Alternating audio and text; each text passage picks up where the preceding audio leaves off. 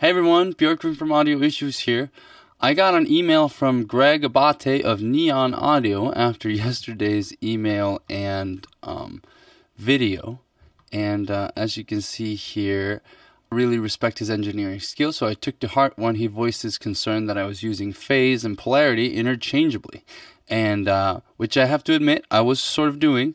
Part of me doesn't actually care because the tip in the video stood on its own regardless of whether I said phase or polarity, but since it's not correct, I feel the need to correct myself. He gave me a great link to an article here that I'll share the link to in the post, but you can read up on it. It's full of technical jargon that may or may not interest you. But to make a long story short, what I was mostly talking about was polarity, because I believe the phase switch of the waves EQ I showed you yesterday basically just flips the polarity of the waveform, since it doesn't actually adjust the waveform in time with anything else. So as you know, the phase switch, as you can see here, or the Danish Ö, actually also it's also Ö in Norwegian and Old Norse, but I guess Old Norse is kind of extinct, or it's actually today's Icelandic, but I digress.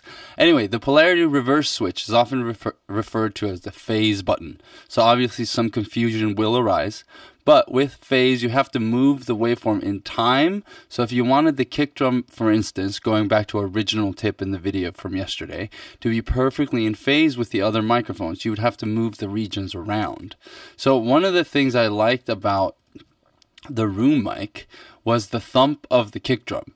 I walked around the corner of the room with one of my ears cupped so I would hear similarly to a cardioid microphone. So I kind of like stood in the corner of the room and then moved my head around until I found like that right thump that I wanted, and then I put the microphone right there.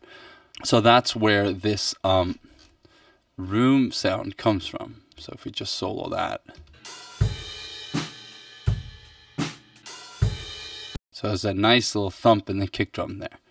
But if we move the region so that the waveform is in phase, meaning that the waveform arrives at the same time in both regions, even though the mics are far apart, that's why you move them. Because the original room, so I have the moved room here, so this one would technically be in phase,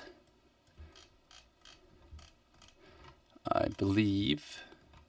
So this is the moved room.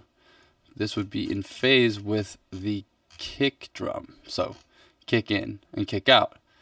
So obviously also in polarity with each other.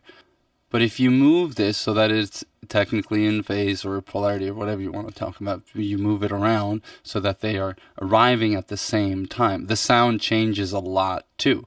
And now combine that with the polarity switch on the kick drum, and you'll have a lot of different choices depending on the sound you're looking for. We're talking about a minimal amount of change here. You see this, this is a tiny bit of movement in time, but it definitely does change the sound of the room. So this is the original room with the polarity buttons off.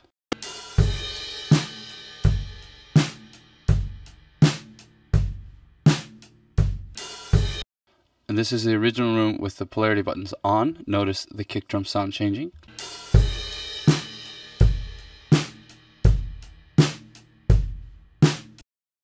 And then this is the moved room with the polarity buttons off. So now that the room and the kick drums are technically in phase with each other.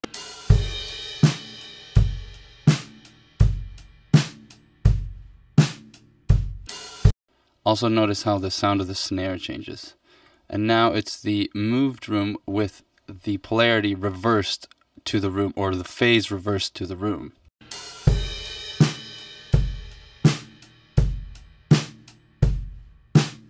And you notice how that kick drum kind of disappears in the low end. It's very hollow. It doesn't sound as good. It doesn't sound as punchy.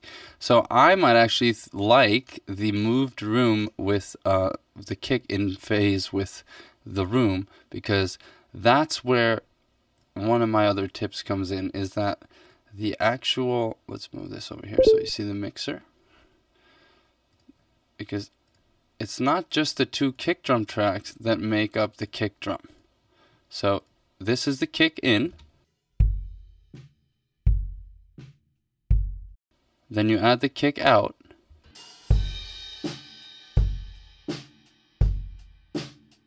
And then the fat mic really helps add some more stuff to the kick drum. Can even see if that phase, that polarity switch does anything to it.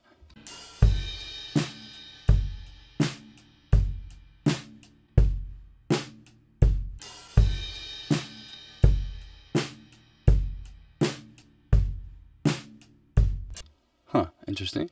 And with the room added to it, you add even more depth to just that kick drum. So it's not just the two kick drum mics that make up a kick drum sound. It's your overall tracks, overall drum tracks that all contribute some part of the kick drum sound if you are making a very original, organic, natural sounding drums and you're not going to just replace all the kicks anyway.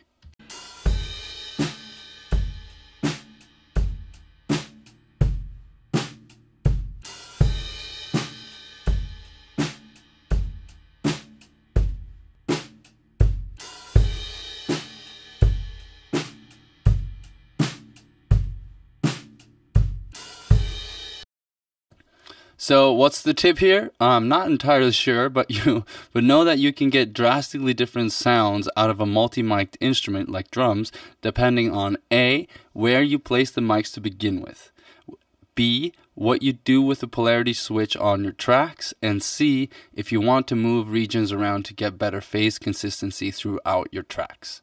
Alright, that's it. I'm Björgvin from Audio Issues. If you're not a subscriber, go to audioissues.com and subscribe there, and I'll see you in the next video.